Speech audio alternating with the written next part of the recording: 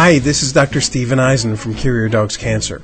Over the next few minutes, I'd like to explain some things to you that could literally save your dog's life. It's valuable information that just can't be found anywhere else on the internet. You know, finding out your dog has cancer is really a horrible thing. It can be scary, and it's so difficult to get good and reliable information. There are so many different opinions and options, and perhaps you've even gone on a Google marathon to find out everything you can about dog cancer from the internet. That's perfectly understandable. You would probably do almost anything you could to save your dog's life, and I would like to help you. The first thing that is important for you to know is that even if you spent thousands of hours searching the internet, there is very little chance that you would find the best remedies to cure your dog's cancer. And it would literally take you years just to scan the millions of listings. Yes, you might find one or two things here or there that are effective. The problem is that those one or two things may not work on your dog. You see, there's no magic bullet or just one or two things that are significantly effective on all dogs. You probably found out your dog had cancer from your veterinarian. If a tumor was found, it may have been recommended that it be surgically removed. If it is feasible to remove the tumor without high risk, depending on where the tumor is located and you can afford it, I would recommend that you do that. Whether the tumor is removed or not, it's important for you to realize that there are still cancer cells in your dog's body. And because of this, even if the tumor was removed, it is likely that if you don't take the proper precautions, at some point the cancer will return. Even after many tumors are removed, the prognosis for your dog can be poor, with life expectancy being only a few weeks or months. Your vet may have recommended a course of radical treatments like radiation or chemotherapy. The problem with those treatments are, number one, they're toxic and destroy your dog's immune system, which needs to be strong to effectively fight cancer.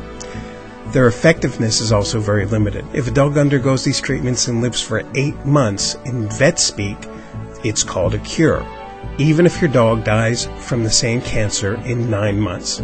In fact, only 1 in 5 dogs lives for even 2 more years after this type of treatment. And the quality of life and side effects from this type of treatment can be devastating. While many vets claim that the side effects are not as bad as those in people who receive these types of treatments, there is actually no scientific data that confirms this. And even if that was true, it's really no great consolation because there's still a relatively high percentage of dogs that suffer from these side effects. They can even require hospitalization. And the cost can be very prohibitive, ranging from $4,000 to $10,000 in just the first 6 months. I'm going to save you a lot of time right now. I'm going to give you an outline of all the things you might find in your Google marathon and why they have limited chances of success. The first is snake oil. Now, by snake oil, I don't mean oil from snakes, even though oil from snakes would probably be better than a lot of those potions sold on the internet because it has a high concentration of omega-3 fatty acids. What I mean by snake oil are these very expensive formulas that are sold online and include a mixture of herbs or other botanicals in one bottle. Most of them have only 1 or 2 ingredients backed up by science to do things such as bolster the immune system, which is good, but in many cases is just not an approach that's comprehensive enough.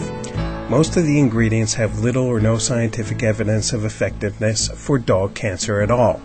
Yet many of these tonics are backed up by impressive testimonials. But as you know, in today's world, some people will do anything to sell a product for profit, including making up fake testimonials. And even if these testimonials were real, how would you know that they only came from 5% of the people who used the product, and the other 95% didn't have the same results? The next thing you are likely to find in your Google marathon are dog cancer forums and discussion boards where people describe what they're doing for their dogs with cancer. I have joined and searched through the posts of every dog cancer discussion group I could find on the internet. To my dismay, I have found that most dog owners are pretty much in the dark. They're starved for information, and only a very small fraction, in my opinion, have the necessary knowledge to be effective. Fragments of understanding pop up here and there, but nothing that could really be considered a comprehensive, reliable strategy for treating dog cancer. And by the way, if you in any way doubt what I told you earlier about chemotherapy and radiation, then I encourage you to go to some of these forums and search for the people who've put their dogs on these treatments. You'll find that in an overwhelming majority of the cases, their dogs did not do well or have good outcomes. Many participants in the discussion groups were treating their pets with a single product claimed by its marketers to be the answer to canine cancer.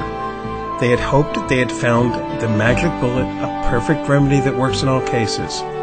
Unfortunately, no such remedy exists. Others were using more than one substance, but were blindly trying to guess their way to a cure. I'm sure some of these attempts were accidentally successful. Unfortunately and sadly, confusion and wishful thinking are the norm in these discussion groups. And last but not least, your website search will bring you to books, blogs, and websites by veterinarians. Veterinarians are great when it comes to treating dogs with acute problems like infections, heartworm, and trauma. Unfortunately, however, there are no standard veterinary protocols for treating dog cancer. And the only cancer treatments they learn about in school are the toxic ones we've already discussed, despite the fact that the scientific evidence of effectiveness of those treatments show that they're not very good. Some of them do learn about alternatives from their own study, but no veterinarian I am aware of has the extensive knowledge and background of alternative treatments that can only come from years of study. Therefore, even the ones who have written books about dog cancer are heavily slanted towards toxic treatments and lack comprehensive knowledge about alternative treatments. I know, because I have read every book about dog cancer treatment and every blog that exists as far as I know. This is a picture of me with my dog Fergie. After a tumor was removed from her spleen, it was diagnosed as lymphosarcoma, and she was given 4 to 6 weeks to live. She lived 31 times longer than that, to her full, normal life expectancy. But it was no accident. She received the best scientifically proven natural cures available. I have just released a new book that can show you what I did with Fergie. The difference between my book and anything else you can find is that I have taken the most successful and scientifically valid holistic cancer treatments that have been successful with people and applied them to treating dogs. A treatment approach that simply can't be found anywhere else on the internet, not from any veterinary sites, not from any books written by veterinarians or others, not from natural medicine sold in a bottle, and not on any dog cancer discussion forums. I'd like to show you how to do this for your dog as well. Right now I'm offering a very special limited offer for my book. It's only available for a limited time and it could change at any time. If you'd like to take advantage of this offer and also receive a free chapter of my book, just click the link below. And thank you for your time.